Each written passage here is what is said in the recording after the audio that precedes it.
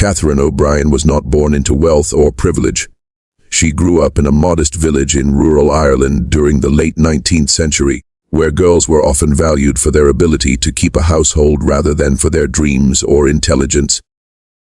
Her childhood was simple, helping her mother with cooking, cleaning and sewing, and her father with tending the small vegetable garden behind their cottage. Catherine was intelligent and ambitious, but in her world, opportunities for women were scarce. Her only path to a secure life was marriage.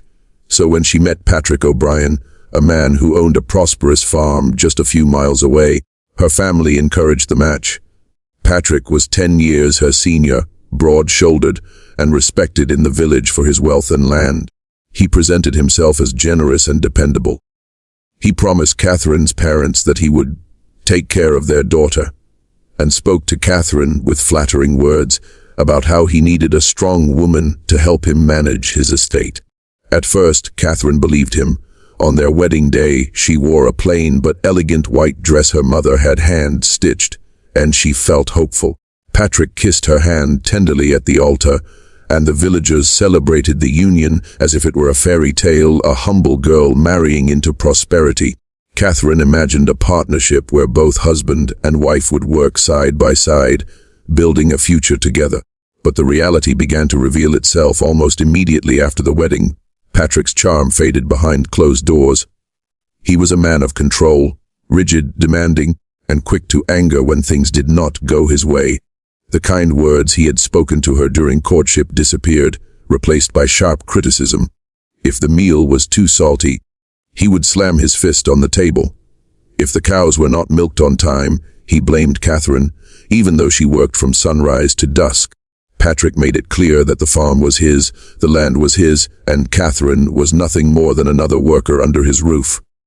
Still, Catherine endured. Divorce was unthinkable in Catholic Ireland, and women had little recourse if trapped in unhappy marriages. She poured herself into farm work, feeding the pigs, collecting eggs, sewing torn clothing, and keeping the accounts. Neighbors saw her as industrious and dependable, though they also noticed the shadows under her eyes and the quiet sadness in her demeanor. Over time, Catherine realized that Patrick's promises of partnership had been nothing more than deception. He had never truly wanted a wife in the modern sense. He wanted property, someone to labor without pay and obey without question. Worse still, he treated her labor as invisible. When Catherine mended accounts and suggested more efficient crop planting, Patrick dismissed her ideas. When she reminded him that she managed the poultry money, he scoffed, claiming it was a wife's duty, not real work. The deepest cut came when Catherine overheard a conversation Patrick had with his younger brother. She was carrying a basket of laundry to the yard when she stopped by the window and heard Patrick laughing cruelly. "I'll see to it she gets nothing," he said. "The land will pass to you if anything happens to me. She's not entitled to a penny. Let her wash dishes in someone else's kitchen if she thinks she can outlast me." Those words struck Catherine like a blade to the heart. For years she had worked herself to exhaustion, believing that at least she was building security for her future.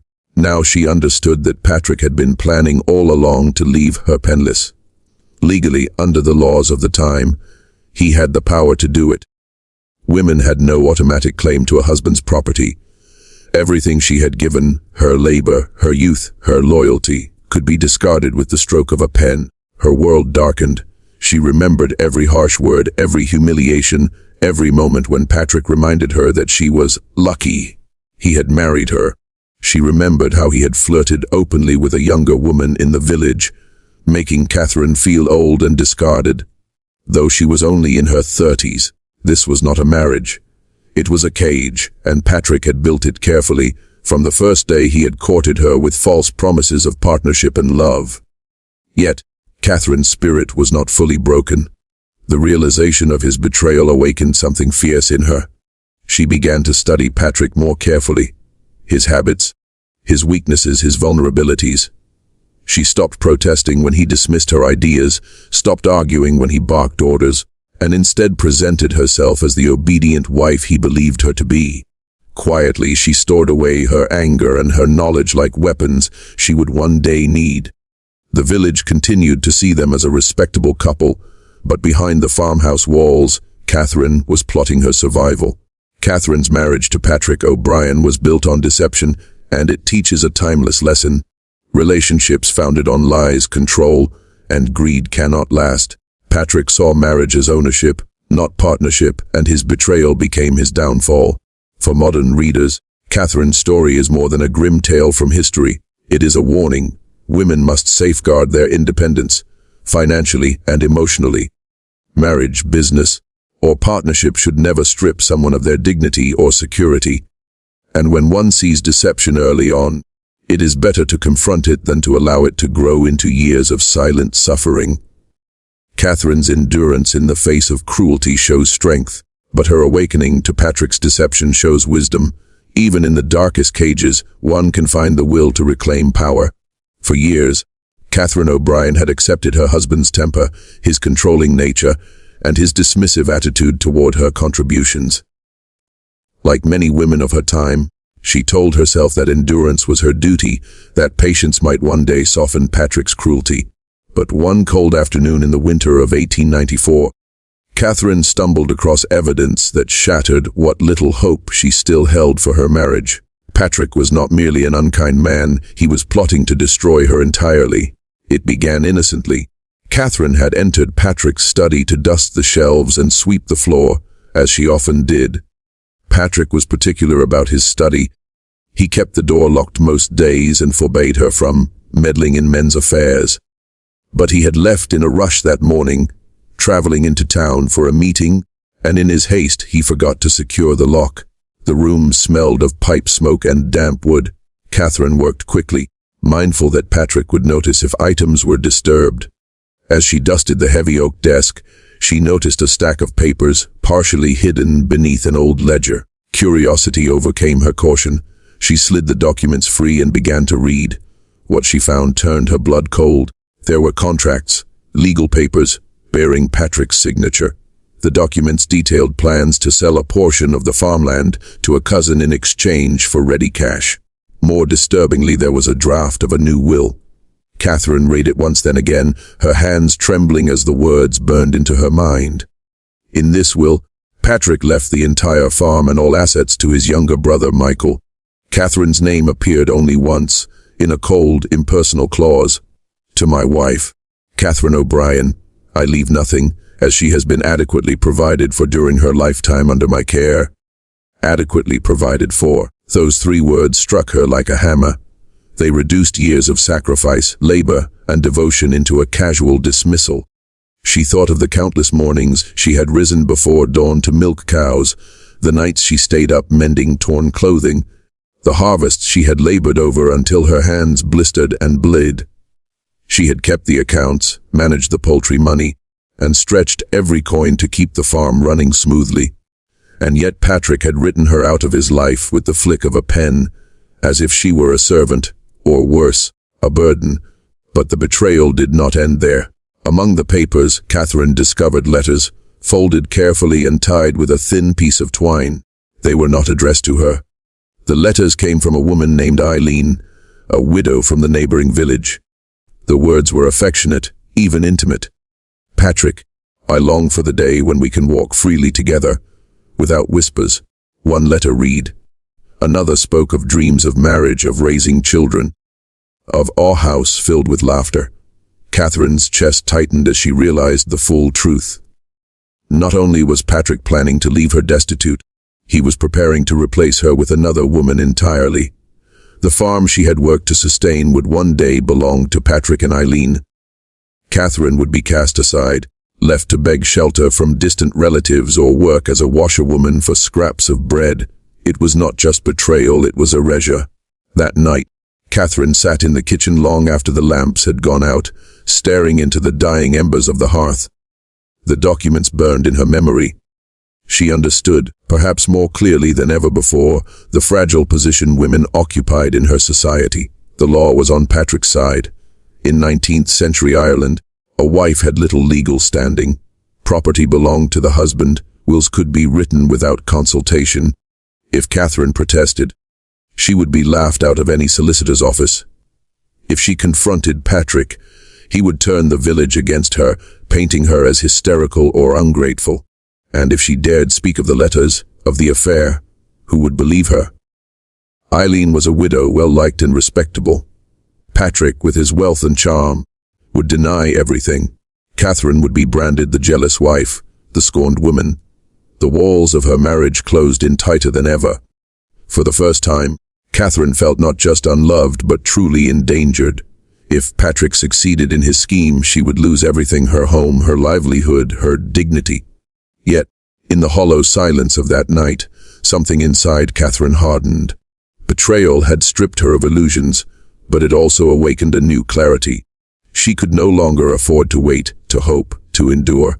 The time for passive suffering was over. She began to move carefully in the days that followed. When Patrick spoke to her sharply, she bowed her head meekly, concealing the storm within her. When neighbors visited, she smiled politely, hiding her rage behind a mask of composure. But inside, her mind raced. She replayed his words from the will, adequately provided for. Like a curse she vowed to break. Patrick believed she was powerless, but Catherine began to see power in places he overlooked. She knew his habits, his weaknesses, his temper. She knew the routines of the farm, the quiet corners where secrets could be kept, and the ways a man like Patrick could be undone. Betrayal Uncovered is the turning point in Catherine O'Brien's story. In discovering her husband's plan to leave her penniless and replace her, Catherine faced not only heartbreak but the brutal truth of her society's injustice. The motivational lesson lies in her awakening. Betrayal, as painful as it is, often strips away illusions and forces us to see the world as it truly is. For Catherine, it revealed that endurance alone would never save her. Action would. For us today, her story reminds us of the importance of financial independence, transparency in relationships, and vigilance in protecting our dignity. Catherine's discovery was devastating, but it gave her clarity, and sometimes clarity is the first step toward reclaiming power. Catherine O'Brien had endured years of cruelty, control, and humiliation at the hands of her husband, Patrick. She had discovered his secret will, his scheme to sell parts of the farm, and his affair with the widow Eileen. Those discoveries did not simply wound her, they destroyed the last remnants of hope she had for her marriage. Yet Catherine did not act rashly.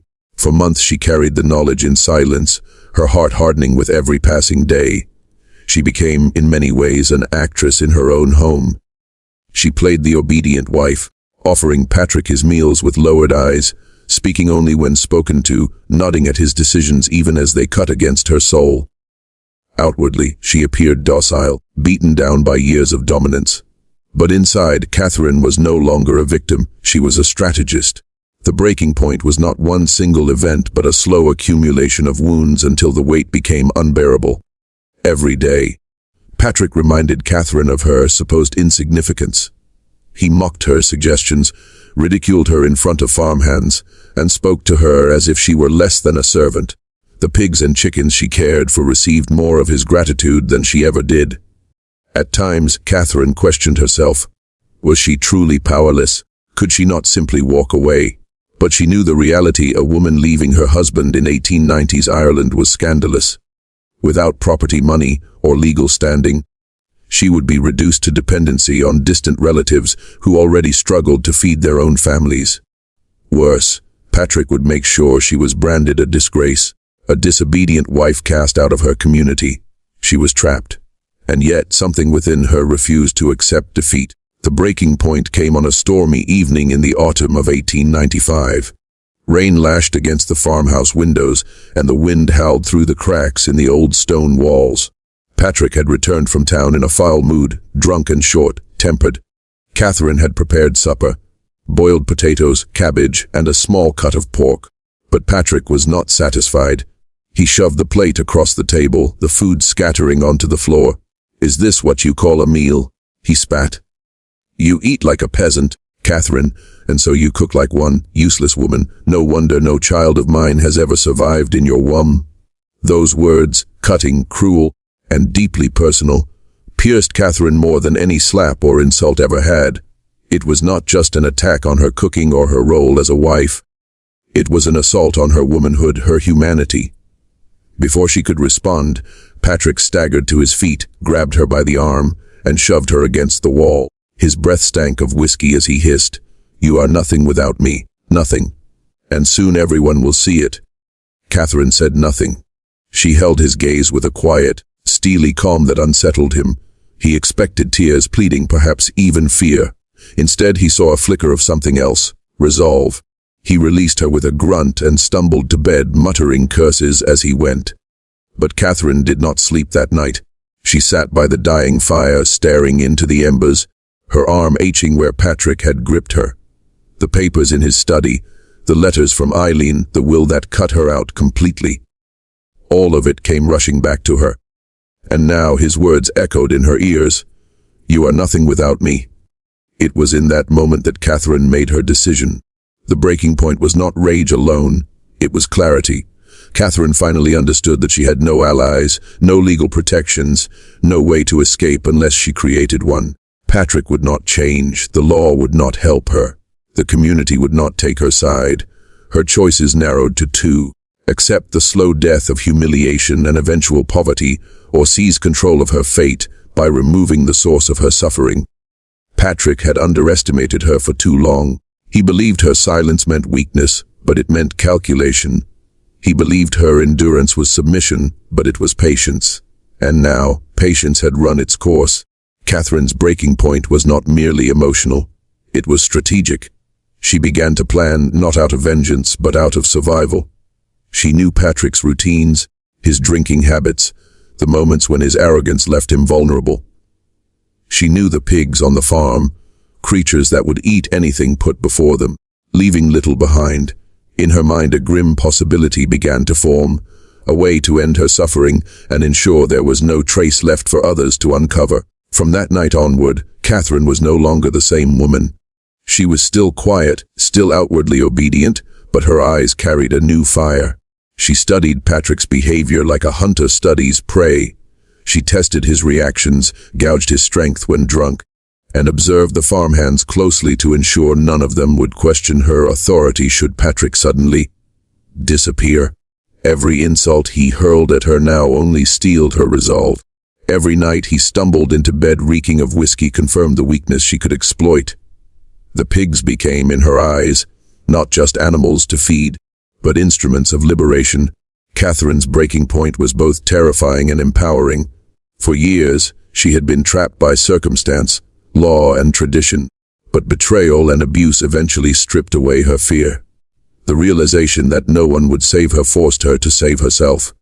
In today's world, her story resonates as a warning and a lesson. Too often, people remain in toxic relationships, workplaces, or environments, hoping endurance will eventually pay off. But there comes a time when endurance must give way to action. The breaking point, painful as it is, can become the doorway to liberation. Catherine's choice was extreme and born of desperation, but the principle remains: no one should allow themselves to be diminished, erased, or left powerless. When pushed to the edge, reclaiming one's dignity becomes a necessity, not an option. For weeks after reaching her breaking point, Catherine O'Brien lived with a singular purpose. Outwardly, she remained the dutiful wife, quiet, obedient, ever present at Patrick's side. To neighbors and farmhands, nothing seemed unusual, but beneath the calm surface, Catherine carried a storm. Every insult, every bruise, every reminder that Patrick planned to discard her as if she were nothing, fueled her determination. She knew what she had to do. The night of reckoning did not come suddenly. It was the result of months of observation, patience, and grim calculation. Catherine understood that if she acted in haste, suspicion would fall on her. She needed a moment when Patrick was at his weakest, when no one would question his absence, and when she could erase all trace of what had been done. That night arrived on a cold winter evening in December 1895. Patrick had spent the day in town, drinking heavily and boasting about a profitable deal he had struck. He returned late, unsteady on his feet, his temper sharp. Catherine had prepared a hearty stew of potatoes, onions, and pork. She set it on the table without a word, her eyes lowered, her expression carefully neutral. Patrick grumbled about the portion, cursed the chill in the house, and mocked her silence. "You're as dull as this food, Catherine," he sneered. Eileen would know how to please a man. She laughs, she sings, she doesn't sulk like a ghost. The words cut deep, but Catherine did not flinch. She only poured him more whiskey, watching as his hands shook slightly when he lifted the glass. He drank greedily, his face flushing red, his words slurring. Within an hour he was swaying in his chair, his lids heavy. Catherine knew the time had come. As the fire crackled low in the hearth, Patrick slumped forward, his head nearly touching the table. Catherine stood behind him, her breath steady, her eyes fixed on the man who had stolen her youth, mocked her efforts, and plotted to leave her with nothing. There are no records of the exact method Catherine used, for her secret was never officially uncovered, but local whispers suggest she pressed a pillow firmly against his face while he was too drunk to resist, smothering the life from him with the same hands that had churned butter, kneaded bread, and tended crops. It was quick, silent, and grim. When it was done, Patrick's body lay motionless across the table, his whiskey glass still half full. Catherine stood over him, her chest rising and falling with a strange calm. There was no joy, no triumph, only the cold, heavy weight of necessity. Catherine had thought of everything. On the farm were several large pigs, beasts she had raised and fed daily. She knew their habits, their hunger, and their unsettling efficiency when it came to consuming scraps. Pigs would eat nearly anything, flesh and bone alike, leaving little behind. Under the cover of darkness, Catherine dragged Patrick's body to the sty. The winter wind howled around her, masking the sounds of her struggle. Her muscles ached, her hands raw, but she did not stop. The pigs stirred restlessly as she approached, their snouts twitching at the scent of blood and whiskey. One by one, she heaved pieces of her husband into the sty, her face grim, her eyes dry. The pigs devoured greedily, grunting and tearing until there was nothing recognizable left. By dawn, the man who had once lorded over her, who had declared she was nothing without him, had vanished into the jaws of the animals he had mocked her for tending. Only a few bones remained, which Catherine buried deep in the frozen earth, beneath the gnarled roots of an old oak at the edge of the farm. The next morning, Catherine greeted the farmhands with her usual composure. When asked about Patrick's absence, she explained that he had left for Dublin on urgent business. "You know how restless he is," she said with a weary smile. "Always chasing new deals, always in a hurry." No one questioned her. Patrick was known for his sudden trips, his love of drink, and his habit of vanishing for days at a time. Weeks passed, then months, and whispers began to circulate. Some claimed Patrick had abandoned Catherine for another woman, others said he had gotten into trouble in the city. But without a body, without evidence, suspicion never settled firmly on Catherine. She managed the farm with quiet efficiency, paying workers fairly and keeping accounts in order. To the outside world, she was a woman abandoned yet resilient, holding her household together in her husband's absence. Though the world saw her as composed, Catherine carried the weight of her actions in silence. At night, she sometimes sat by the hearth, staring into the flames, her hands trembling as she recalled the moment she pressed the pillow down. She was not a cold-blooded killer by nature. She was a woman who had been pushed to her limit, cornered until she saw no other way out. Her reckoning was not only with Patrick but with herself. She had crossed a boundary from which there was no return, yet she did not regret it. In her mind, Patrick's betrayal had left her no choice. He had planned to leave her penniless, discarded like refuse. Instead, she had claimed control of her destiny, even if it meant carrying a secret that would never leave her heart. The night of reckoning in Catherine O'Brien's life was both tragic and instructive. It shows the lengths to which human beings can be driven when trapped by injustice, cruelty, and the denial of basic dignity. Catherine's act was brutal, but it was also the ultimate expression of a truth she had come to accept. No one would save her. She had to save herself. For us today, her story serves as a stark warning about the dangers of unchecked control, betrayal, and inequality. While Catherine's solution was extreme and born of desperation, the lesson is timeless. Every person must protect their independence, their dignity, and their future. If those things are threatened, silence and endurance will not save them. Only action will. Catherine's reckoning was violent. Ours need not be. But the principle remains: never allow yourself to be erased, and never wait for someone else to hand you freedom. Patrick O'Brien's sudden absence did not alarm the village at first. He was known as a restless man prone to sudden trips into Dublin or nearby towns whenever a business opportunity or a heavy drinking binge called. In the past, he had vanished for days without explanation, only to return with a hangover and a fresh string of stories. So when Catherine told the farmhands and neighbors that her husband had gone to the city on urgent business, few raised an eyebrow. But as days stretched into weeks, and weeks turned into months, the absence became harder to explain, and whispers began. Catherine played her role carefully. She told anyone who asked that Patrick was handling affairs in Dublin, working on a land deal that could make them all richer. She even claimed to have received a letter from him, though she never showed it. "He's a man of secrets," she said with a strained smile, "always keeping his business to himself. You know how he is." Most nodded in agreement. Patrick's reputation for secrecy, arrogance, and sudden ventures worked in her favor. For a while her calm demeanor disarmed suspicion, yet Catherine could not control everything. The farmhands noticed changes. Without Patrick, Catherine ran the estate more efficiently. Accounts balanced, workers paid fairly, crops tended with care. She walked the grounds with confidence, her shoulders straighter, her eyes sharper. She no longer flinched at raised voices, no longer lowered her gaze when speaking to men. To some, she seemed like a woman liberated. To others, like a woman hiding something. It was Eileen, the widow with whom Patrick had exchanged letters, who stirred the first serious suspicions. When Patrick vanished, she waited, expecting him to return for her.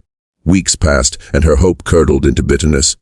Quietly, she told a friend that Catherine must have done something terrible. "She was always jealous," Eileen whispered. "She knew about us. I could see it in her eyes.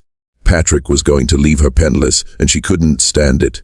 Mark my words, she made him disappear." The friend passed the story on, as friends do, and soon it spread through the village like smoke from a fire. In hushed tones, neighbors began to speculate had Catherine poisoned him, driven him to flee, or worse. The pigs on her farm became a focal point of gossip. "You know pigs'll eat a man whole," one farmer muttered at the pub. "If she was clever, she wouldn't have needed a grave." Another shuddered and said, "Best not joke of such things." But still, it's odd, isn't it? Catherine felt the eyes of the village upon her, though no one confronted her openly. She kept her composure, never faltering in her story, never betraying the secret she carried. Yet in the quiet moments, at the well, in the church pews, in the marketplace, she felt the weight of whispers pressing in. At Mass, when the priest spoke of sin and salvation, Catherine noticed heads turning subtly in her direction. When she passed neighbors in the lane, conversations hushed abruptly. Children stared wide-eyed at her, as if she carried some dark aura. Still, no one had proof. Without a body, without evidence, suspicion was little more than smoke. Catherine remained untouchable, protected by her silence and the pigs that had erased Patrick so completely. Months into Patrick's disappearance, a constable visited the farm. He asked routine questions. When had Catherine last seen her husband? Did she know his business in Dublin? Had he written since leaving? Catherine answered calmly, her voice steady, her eyes never wavering. She told the constable that Patrick had grown tired of village life, that he had ambitions in the city. He said he might not return for some time, she explained. "You know how he is, always restless." The constable nodded, unconvinced but without grounds to press further. Patrick had indeed been known to vanish before, and in truth, some villagers admitted quietly that the farm seemed better off without him. "If he ran away," one man remarked, "it's no great loss." Thus, the authorities left, their interest fading. Catherine remained free. As years passed, Patrick's absence became less a mystery and more a legend. In pubs, farmers told the story with wry humor. Poor Patrick married the wrong woman, and she fed him to the pigs. Some laughed, others crossed themselves in fear, uncertain whether the tale was jest or truth. The whispers clung to Catherine for the rest of her life. She was respected for her management of the farm, but never fully trusted. Some avoided her, uneasy in her presence. Others admired her in secret, seeing in her a symbol of female strength against a cruel husband. To the younger women of the village, Catherine became almost a cautionary tale, a woman who endured too much until endurance broke and left only desperation. Don't let yourself end up like her. Mothers warned their daughters. Choose wisely, guard your independence. The disappearance and the whispered suspicions illustrates how truth and rumor can blur into legend. Catherine's silence preserved her freedom, but it also bound her to a lifetime of whispers. She had won her independence, yet she paid for it with her reputation. For us today, her story carries a sharper lesson. Betrayal and oppression breed consequences. When people are denied dignity and agency, especially in relationships, they may resort to desperate measures. Catherine's actions were extreme, but they underscore the necessity of empowerment. The whispers around her life remind us that justice delayed or denied can force people into dark choices. And while we may not condone Catherine's methods, we can learn from her fate. Protect your independence. Recognize the signs of control, and never allow yourself to be cornered until whispers become your only legacy. The disappearance of Patrick O'Brien was never solved. His name slowly faded from official records, reduced to little more than a rumor in parish registers and gossip in village pubs. No constable ever proved a crime. No body was ever found. The law, bound by evidence, could not pursue what the villagers whispered in their kitchens and fields. But Catherine O'Brien's story did not vanish with him. It lingered, sometimes as a cautionary tale, sometimes as a dark inspiration. Generations repeated it, reshaping it with each telling, until fact and folklore became almost indistinguishable. Yet at the core of the story lies a lesson both unsettling and profound. For the rest of her life, Catherine carried the weight of silence. Outwardly, she was the picture of resilience as a widow managing her farm alone, keeping accounts in order, and ensuring her workers were fed and paid.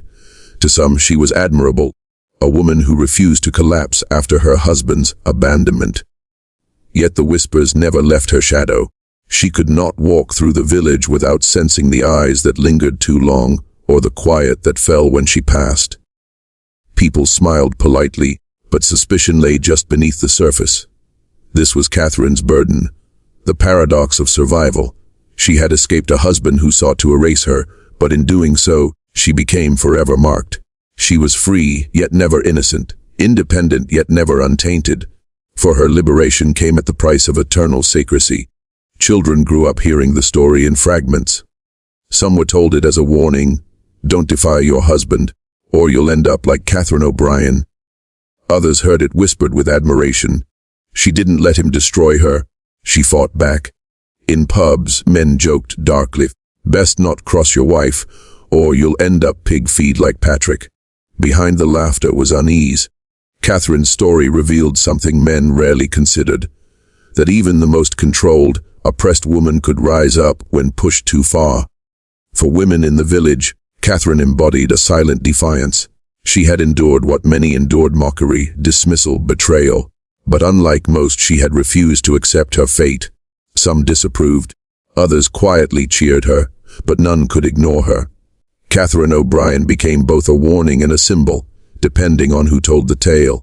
The story of Catherine and Patrick O'Brien is not merely about one woman and her cruel husband. It is about the consequences of inequality.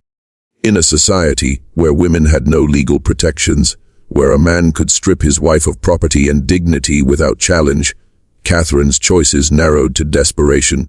Patrick's betrayal was not just personal, it was systemic. He wielded the law, the church, and the weight of community norms against her. He believed she had no escape, no power, no voice. In the end, his arrogance blinded him to the truth. When people are cornered, they will fight back, no matter the cost. Catherine's story is a dark reminder of what happens when a society denies half its population agency. Her act was not born of malice alone, but of survival. If she had been granted rights, choices, or respect, perhaps the pigs would never have been needed. For modern generations, Catherine's tale holds a different resonance. Today, women have more legal protections, more opportunities, more avenues to escape toxic marriages, and yet echoes of her plight remain. Too often, partners still attempt to control finances, dictate futures, or erode dignity. Too often, endurance is mistaken for weakness, and silence for submission. Catherine's story challenges us to ask hard questions. How many lives are still shaped by betrayal and imbalance of power? How often do we dismiss the labor of those who support us quietly in the background? And most importantly, how can we ensure that no one is ever cornered into believing their only path to freedom lies in desperation? The lesson is not to glorify Catherine's actions, but to understand them.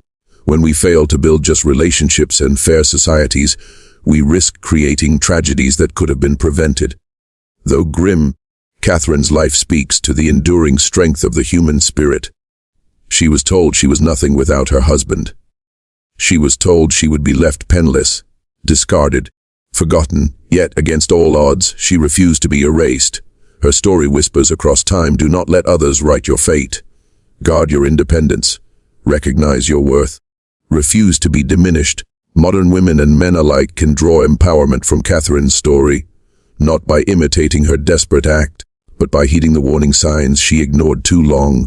Betrayal uncovered too late left her few choices. Today, knowledge, independence, and courage can prevent such tragedies from unfolding again. By the time Catherine grew old, Patrick's disappearance had become legend. She never remarried. She managed her farm until her body weakened, then left it to distant relatives. When she died, the village buried her quietly, without fanfare. Yet in hushed voices, people still spoke of her as the woman who fed her husband to the pigs. Generations later, her name lingered as both scandal and inspiration. Was she a murderer or a survivor? A monster or a woman forced into an impossible corner? The answer, perhaps, is both. And that duality is what makes her story endure. Catherine O'Brien's tale is not a simple one of crime and punishment. It is a story of betrayal, endurance, reckoning, and consequence. It is a story that teaches us that silence can be deadly, that control breeds rebellion, and that dignity, once threatened, will be defended at any cost.